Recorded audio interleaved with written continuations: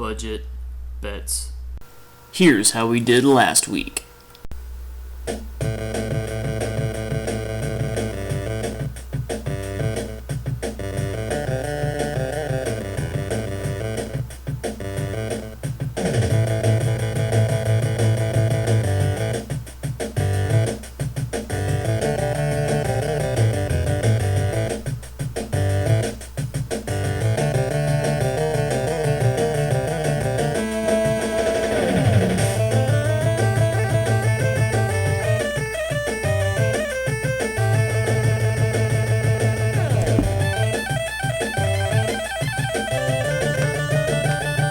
Welcome back, low rollers, to Low Budget Bets for Week 11. I'm Ray. And I'm Dean. And these are your picks that we're even less confident about than we were last week.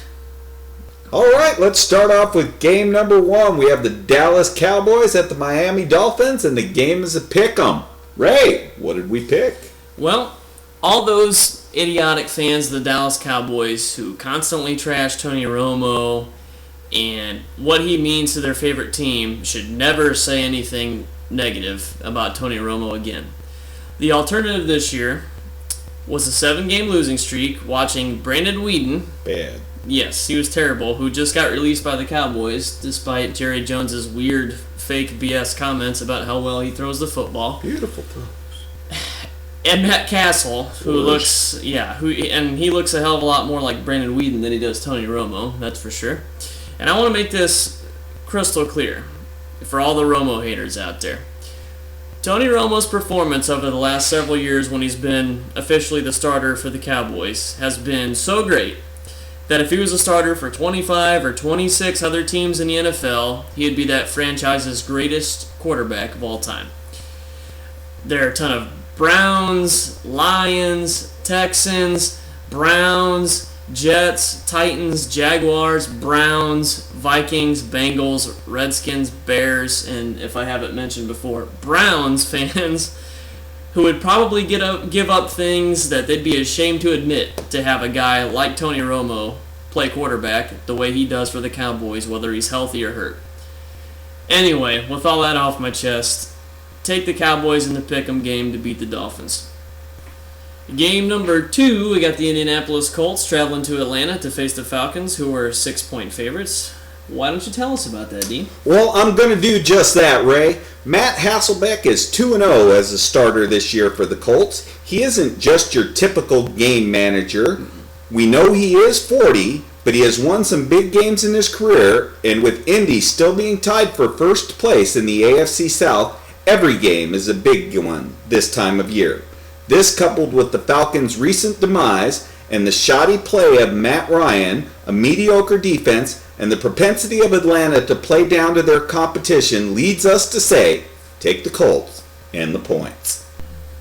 All right, that brings us down to game number 3. We have the Green Bay Packers at the Minnesota Vikings, and it's another pick'em. So, Ray, tell us about it. Well, Green Bay's coming off of a 3-game losing streak, including last week's embarrassing loss to the lowly Lions at Lambeau Field.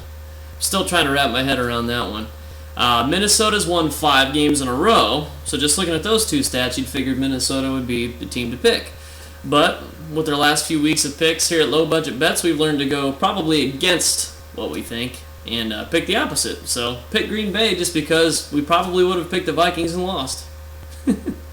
Moving on to game number 4, we got the Cincinnati Bengals, who are coming out here to Arizona to take on the Redbirds, who are 4-point favorites. Dean, tell us all about it. I will indeed. It's getting colder, the playoffs are looming on the horizon, and football fans know what's coming for the Bengals. Oh yes, the red rifle is turning into the orange musket.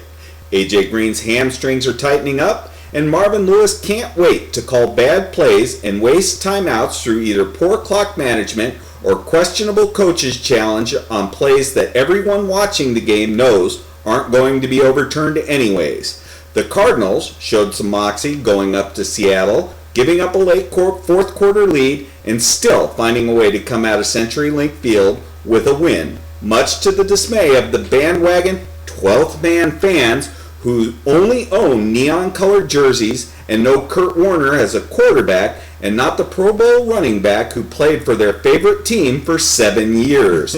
The Cardinals are looking solid all around with the recent surprises from other NFC teams. Arizona looks like they are the best team in the conference. We say take the Cardinals. They're going to cover the 4 points.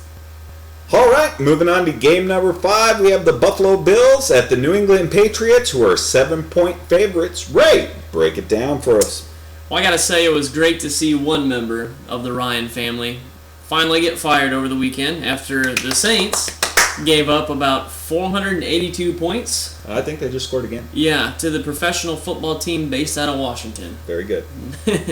Thank you. My sensitivity training's worked well. It did pay off. The Patriots will do what they can on Monday night to help push Rex Ryan out the door for the Bills. The Patriots will score a lot and not let the Bills back into the game like they did in Week 2. Week 2. Yeah. Back when I used to pick winners here on Low Budget Bets. Rex can circle this game on his calendar all he wants, and he can use that Sharpie to put a big fat L on his record. We like the Patriots to cover the 7 points.